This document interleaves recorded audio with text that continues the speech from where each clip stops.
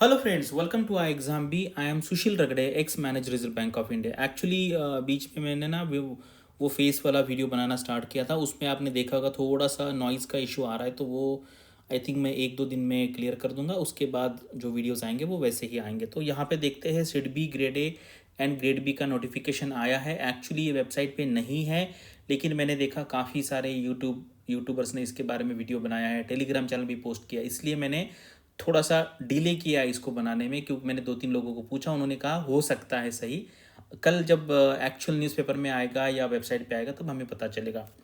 तो यहाँ पे सैलरी है ना, आपको यहाँ पे थोड़ी सी कम लग रही होगी, लेकिन ये एक्चुअल सैलरी है जो उन्होंने नोटिफिकेशन में दिया है, तो इसलिए इसको इन्फ्लेट करने की ज़रूरत है नहीं। और एक्चुअल अगर आप देखेंगे सब कुछ मिला के जो CTC होगा इसका डबल से ज़्यादा होगा। यानी कि ग्रेड ए का यहाँ पे 12 दिया है, वो अभी आपको पता है रिवीजन चालू है, तो ये 24 हो जाएगा या उससे भी ज़्यादा हो सकता है। और ग्रेड बी का यहाँ पे 15 दिया है, तो एक्चुअली सैलरी पर सब कुछ पकड़ के वो 30 से ज़्यादा हो जाएगा। लेकिन जो नोटिफिकेशन में दिया है वही हमने यहाँ पे दिखाया है, कोई ज़्यादा क्लेम नहीं किया है। और यहाँ पर फ्रेशर्स और ऑब्लिक एक्सपीरियंस ऐसे लिखा है, क्योंकि सिर्फ फ्रेशर्स लिखता तो भी वो गलत हो जाता, सिर्फ एक्सपीरियंस लिखता तो भी गलत हो जाता। मैं आपको आगे दिखाऊंगा कि ऐसे ऑब्लिक करके क्यों लिखा है। कुछ लोगों को लग सकता है कि भाई वो एलिजिबल नहीं है, लेकिन कुछ लोग ऐसे हैं कि जो फ्रेशर भी यहाँ पे एलिजिबल होंगे, वो हम आगे देखेंगे। चलो यहाँ पे वीडियो स्टार्ट करते हैं। तो ये देखो, ये नोटिफिकेशन है। यहाँ पे अगर आप देखेंगे ना, ये देखो, ये ग्रेड ए है, ग्रेड ए है। यहाँ पे सैलरी 1 लाख दिया है, 1 लाख यानी कि साल का 12 लाख। और यहाँ पे 1.15 दिया है, तो वहाँ पे मैंने वो 15 के आसपास पकड़ा है। ठीक है, ये पकड़ लीजिए।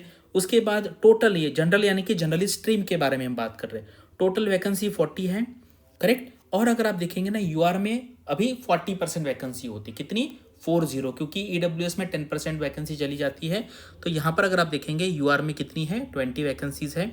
और इसमें बाकी एससी के लिए 7 है, ये फिर 3 है, ये 15 है और ये 5 है। और ये ईडब्ल्यूएस का कैसे करना है ना, वो मैं आपको बताऊंगा कि ऐसा कैसे पॉसिबल है। अभी आप देखो, ये ग्रेड बी में मुझे बताओ 5 साल का एक्सपीरियंस दिया हुआ है। और ये क्या है, ये अगर आप देखेंगे, ये यहाँ पे डॉलर साइन दिया है, तो भाई ये बैकलॉग वैकेंसी है। आप मुझे बताओ 5 साल का वर्क एक्सपीरियंस और भी ईडब्ल्यूएस कैसे है। तो इसको लीगली कैसे करना है उसके बारे में मैं अलग से वीडियो बनाऊंगा, लेकिन वो लीगल तरीके से करना है, बिल्कुल भी कोई हमें फ्रॉड बीट जैसा काम करना नहीं है। और ये क्या है, ये ग्रेड बी है।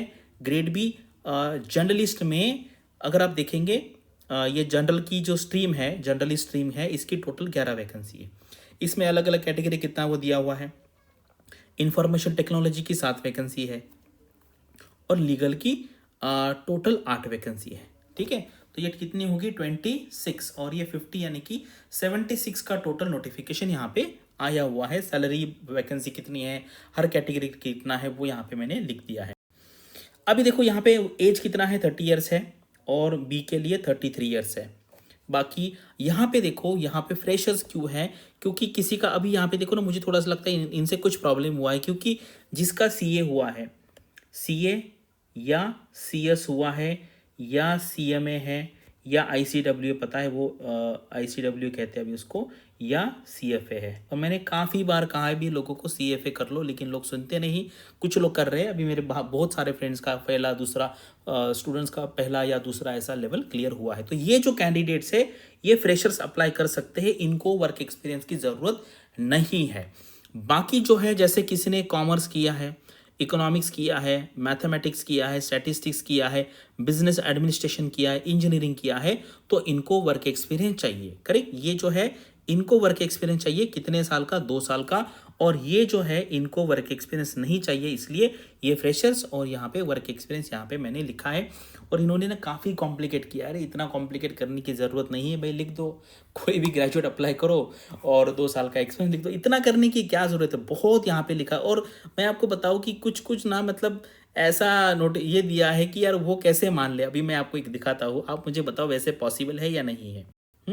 अब यहाँ पे लिखा है कि जो लोग ग्रेजुएशन के फाइनल ईयर में हैं, 3 साल के, या यहाँ वो अप्लाई कर सकते। कैसे अप्लाई करेंगे, एक्सपीरियंस तो मांगा है आपने, तो ये थोड़ा सा मुझे लगता है लॉजिकली नहीं लग रहा है ये।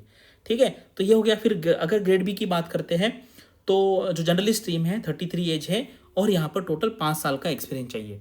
किसका चाहिए भाई, आप मुझे बताओ। आरबीआई का 5 साल वाला एक्सपीरियंस वाला जो बंदा होगा वो या लड़का लड़की होगा, ऑफिसर होंगे मेल फीमेल, वो सीडबी में नहीं आएंगे, सीबी वाले भी नहीं आएंगे, कुछ आ सकते हैं, इक्का दुक्का रेयर केस हो सकता है। अभी मैंने देखा एनपीएस में, एनपीएस ग्रेड ए में मैंने एक आरबीआई ग्रेड बी का कैंडिडेट देखा था इंटरव्यू में, किसी ने मुझे बताया, अभी फाइनल सिलेक्शन का हुआ कि नहीं पता नहीं, बाकी ये सारा का दिया हो। यहाँ पे ये एक अच्छी बात है, ये अच्छी बात है। तो इसलिए आपको समझना है कि भाई अगर आपको जॉब नहीं लग रहा है 2 3 4 5 6 7 8 साल से, तो कहीं ना कहीं एनबीएफसी में जॉब चालू कर दो और बाद में गवर्नमेंट में जॉब लग जाएगा। अदरवाइज यहाँ पे लाखों लोग गवर्नमेंट जॉब के लिए एज बार हो रहे हैं, लेकिन उनको ये बात समझ में नहीं आ रही है। भाई जिनको समझ में आई वो समझ लीजिए, बाकी चीज करेक्ट। लीगल के लिए क्या है यहाँ पे दिया हुआ है, इंफॉर्मेशन टेक्नोलॉजी क्या है ये दिया है, तो आप यहाँ पे स्टॉप करके ये सारी बातें देख सकते हैं। भाई आपको एनबीएफसी में लिस्टेड कंपनी भी दिया है, यहाँ पे इंफॉर्मेशन टेक्नोलॉजी के लिस्टेड कंपनी भी है। अगर यानी कि आप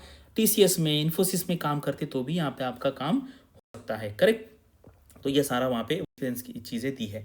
अभी एग्जाम देखते हैं। अभी एग्जाम है फेज़ 1 एग्जाम, सारे ग्रेड्स के लिए सेम एग्जाम है। यहाँ पे क्या है, आपका इंग्लिश है, रीजनिंग है, क्वांट है, कंप्यूटर नॉलेज है, जनरल अवेयरनेस है, एमएसएमई के बारे में है, और ये स्टीम स्पेसिफिक है, जिसको वो होगा वो स्टीम स्पेसिफिक टेस्ट वहाँ पे होगा। उसके बाद स्टीम स्पेसिफिक यानी कि क्या, कि भाई जनरलिस्ट में ये आएगा, लीगल में ये आएगा और आईटी में ये आएगा।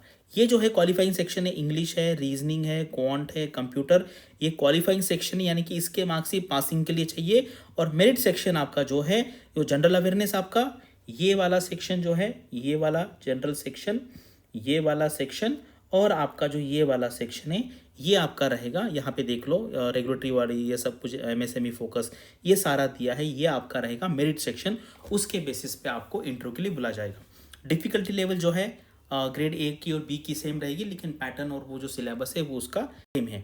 उसके बाद फेज़ 2 में क्या है ये आप देख सकते हैं। फेज़ 2 में क्या है, पेपर 1 क्या है और पेपर 2 यहाँ पे दिया है। दोनों के लिए सिलेबस सेम है, क्वेश्चन में थोड़ा बहुत आगे पीछे हो सकता है। यहाँ पे आपको 10 question will be asked, out of which candidate will be required to attempt 4 question, 2 of 15 marks and 2 of 10 marks. ये तो आरबीआई जैसा कर दिया इन्होंने, करेक्ट। ये कंप्लीटली इन्होंने आरबीआई जैसा कर दिया है, करेक्ट। यहाँ पे आप देख सकते हैं, ये यहाँ पे कंप्लीट आरबीआई जैसा पैटर्न इन्होंने लाया है। बाकी अगर आपको जनरल अवेयरनेस का सेक्शन देखना है तो हमारा ये डेली, वीकली और मंथली फॉर्मेट है, आप यहाँ से देख सकते हैं। और इसके बारे में अगर आपको कुछ क्वेरी है तो सबसे पहले भाई नोटिफिकेशन पढ़ लो।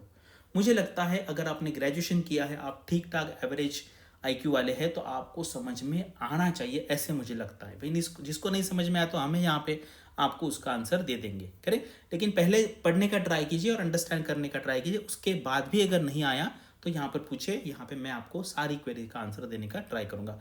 Thanks for watching this video and all the best for your studies and upcoming examinations.